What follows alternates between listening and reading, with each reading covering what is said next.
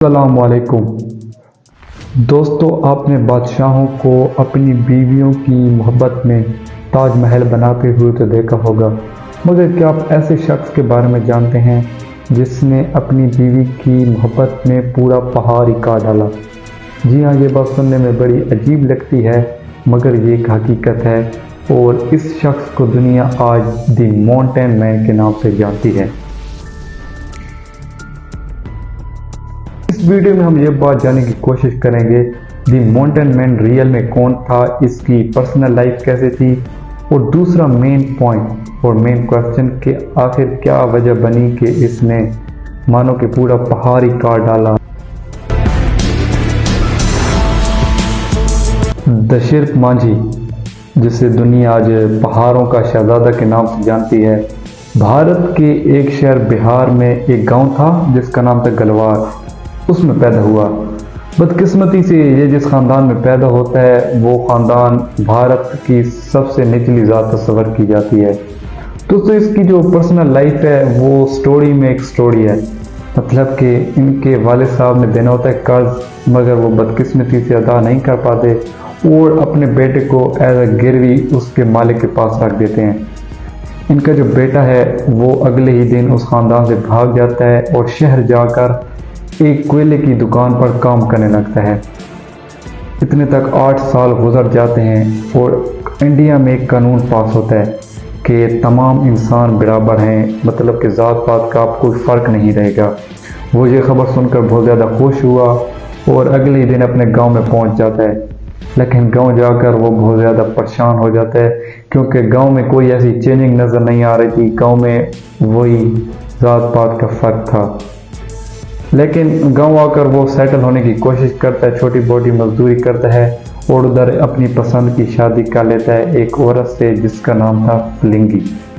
और ये फिलिंगी जो है ये हमारी स्टोरी की मेन कैरेक्टर।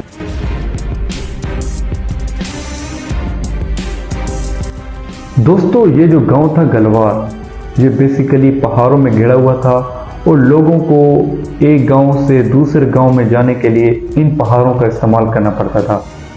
1960 में एक वाक़या होता है कि इसकी बीवी अपने शौहर के लिए खाना लेके आ रही होती है कि अचानक उसका पाँव फिसलता है और वो बेचारी नीचे गिरती है। पहाड़ से गिरने की वजह से वो शदीद ज़ख्मी हो जाती है। दशरथ मांझी अपने दोस्तों समेत उसे करीबी अस्पताल ले जाता है, लेकिन देर से पहुंचने की वजह से उस बेचारी की डेथ हो जाती है। मानो ये सदमा दशरथ मांझी की ज़िंदगी का सबसे बड़ा सदमा था, क्योंकि आज उसने उस इंसान को गवा दिया जिससे वो बहुत ज़्यादा प्यार करता था।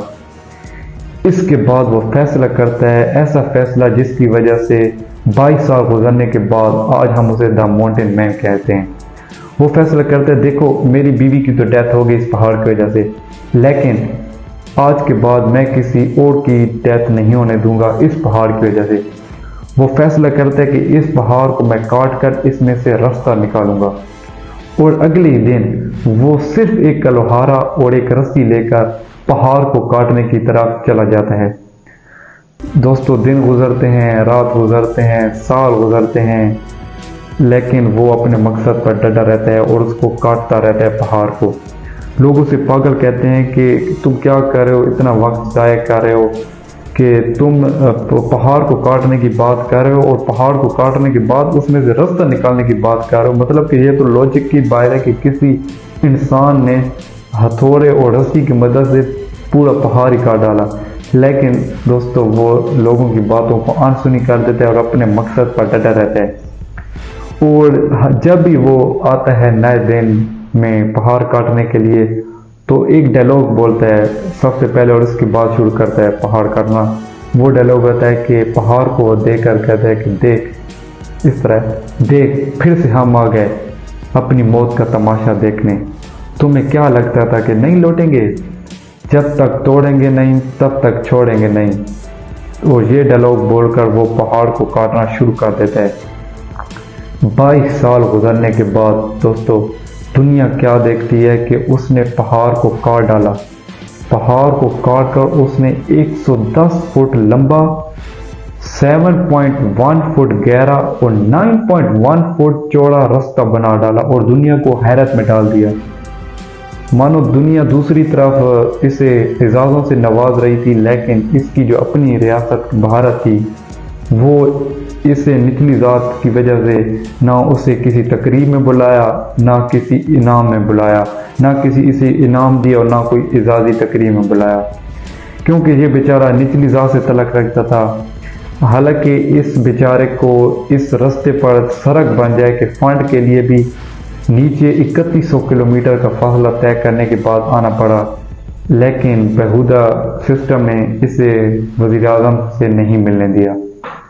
इसके बाद दोस्तों जब वज़ीर आला नीतीश कुमार को इस कारनामे के बारे में पता चलता है तो वो हैरत में हो जाता है कि आखिर इसने कैसे किया, और वो उसे बुलाता है एक तकरीब में और उसे अपनी जगह पर बिठाता है, अपनी कुर्सी पर बिठाता है, और उसका कुर्सी पर जो बैठने का अंदाज था ना वो बहुत ज़्यादा अजीब था, बहुत ज़्यादा, यानी कि क्योंकि एक सादा बंदा था, उसे इतना इल्म नहीं था। इसके बाद वज़ीर आला सड़क की मंजूरी दे देते हैं और कहते हैं कि इस सड़क को जो इफ्तिताह है ना वो नीतीश कुमार से कराएंगे, लेकिन नीतीश कुमार के ये हाथ में नहीं था, इसकी किस्मत में ना था, वो इस सड़क से पहले ही इस दुनिया से चले जाते हैं। इसके बाद सड़क बन जाती है और इसका जो बेटा और एक बेटी होती है वो इस सड़क का इफ्तिताह करते हैं।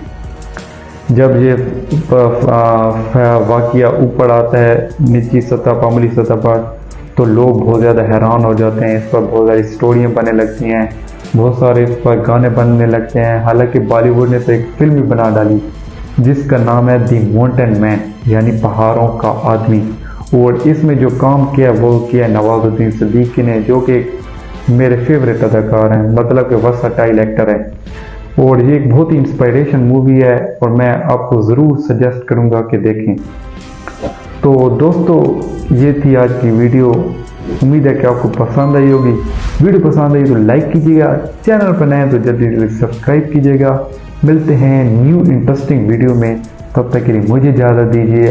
अल्लाह हाफिज़। इस सेंटेंस के साथ, इस डायलॉग के साथ कि इंसान को भगवान के आसरे नहीं बैठना चाहिए, क्या पता भगवान खुद इंसान के आसरे में बैठा हो। अल्लाह हाफिज़।